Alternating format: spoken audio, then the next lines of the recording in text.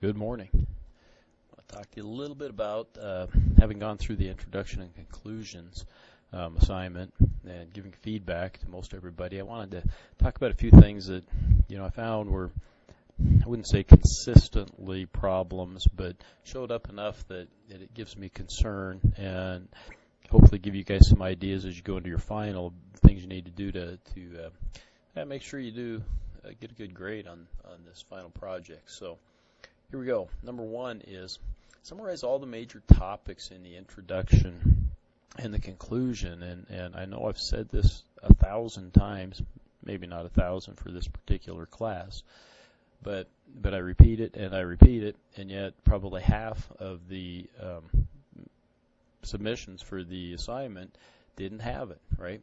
You got to have all the major points. So in your introductory paragraph or a couple of paragraphs, you need to tell me, hey, I'm going to talk about the history of the company. I'm going to talk a little bit about the industry in which it competes. I'm going to tell you about its strategy.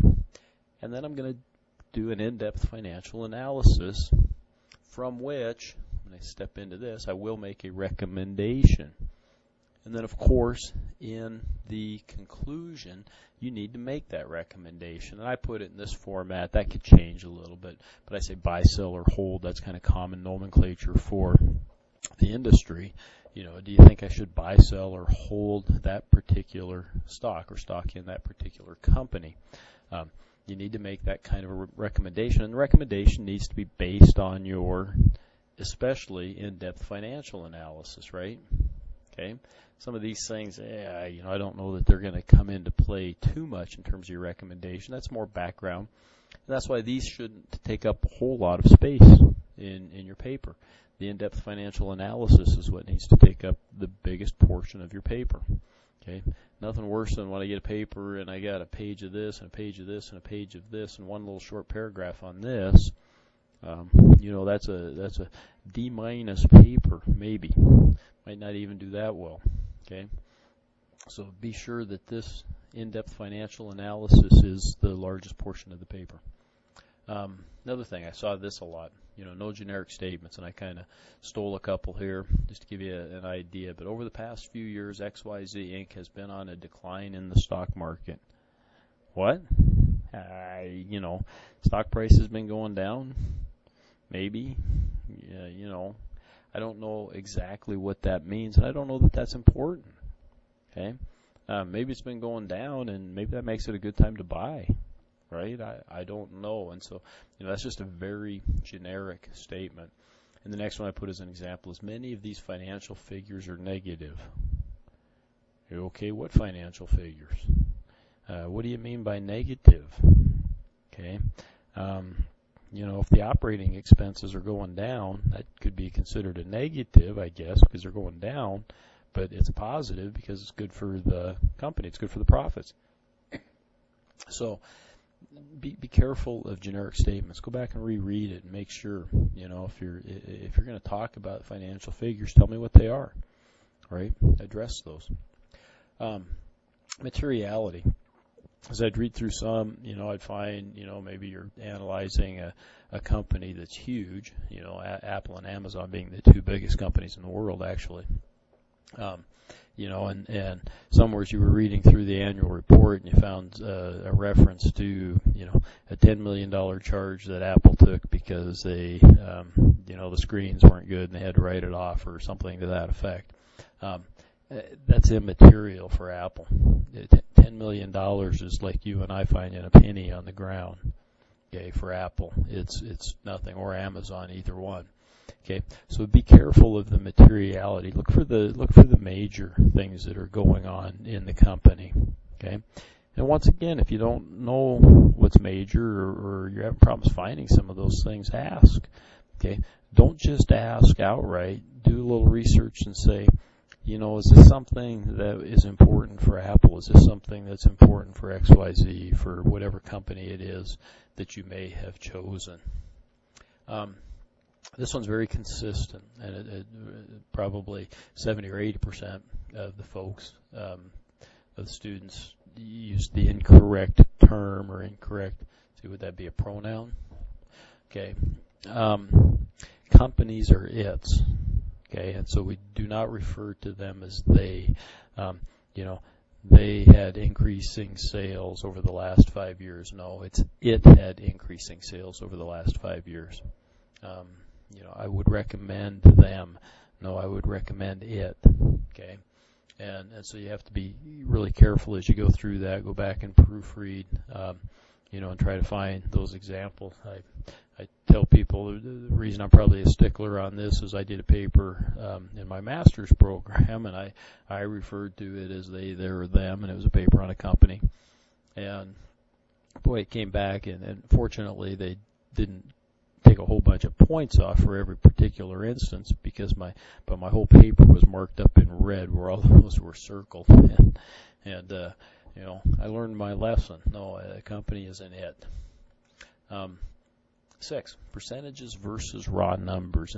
And you know, raw numbers are okay in some places, but in some places we need to know what the percentages are. And let me give you an example here. So, you know, if I'm looking at Under Armour, and nobody's picked Under Armour to do their analysis of, but their revenue went up, and that's fine. You could use the numbers here. Revenue increased from $2.3 billion in 2013 to nearly $5 billion in their last fiscal year.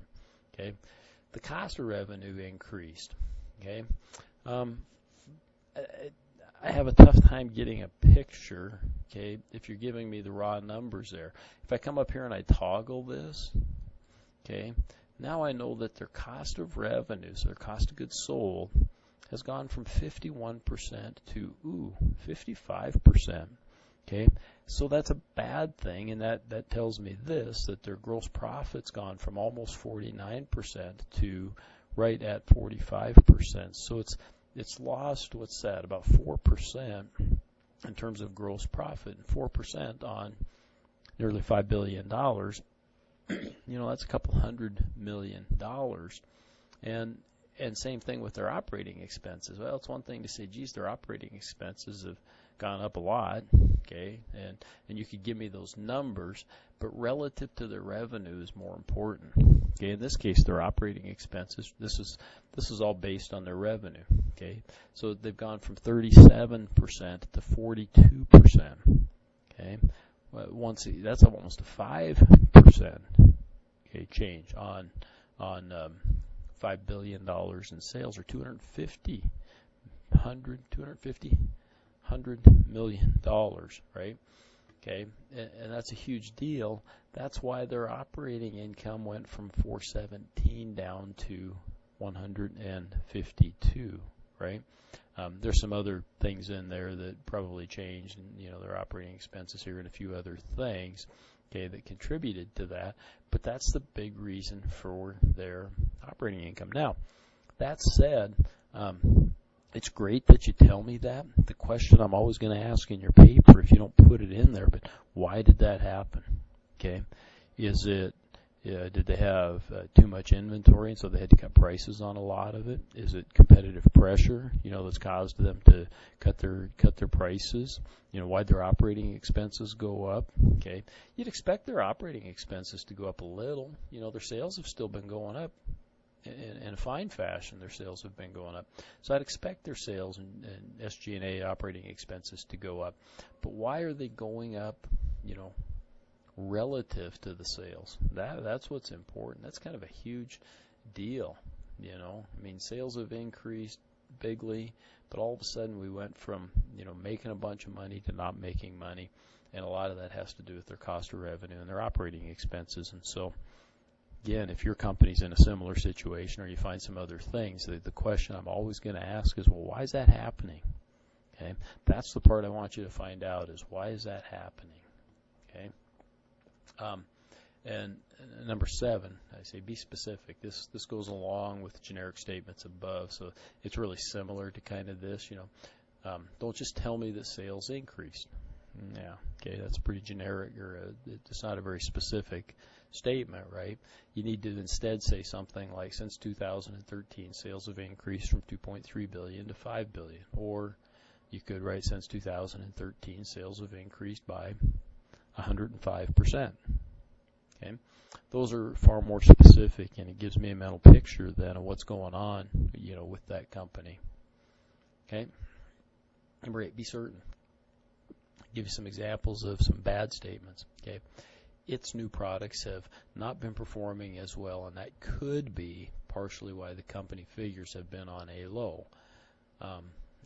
Lots of things kind of wrong with that sentence, but either it contributed to the company figures not being good, which again that's a real generic statement there too, that you wouldn't want in there.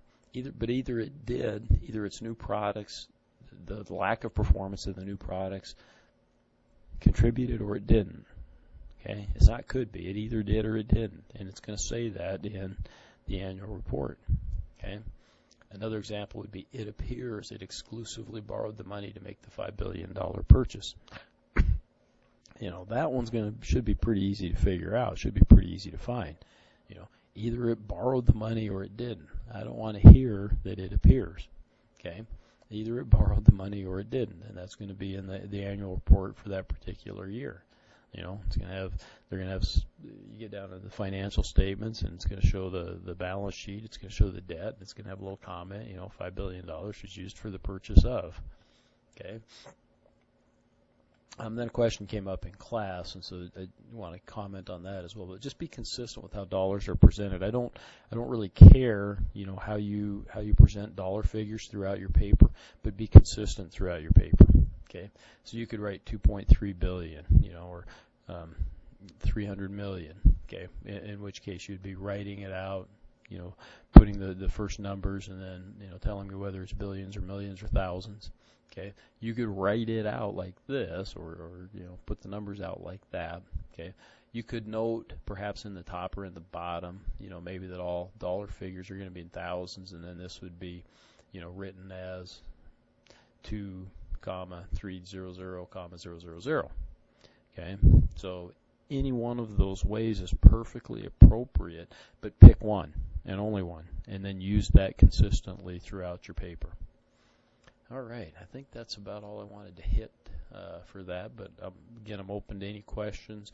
If you're having some problems, do some research on your company. Ask me if that's important or not. I can't stress enough how much I love looking at companies and how they're doing and their financial statements. It's just kind of cool, to be able to open this up, see what's going on with Under Armour or whoever, whatever company it may be. So, all right, I'm going to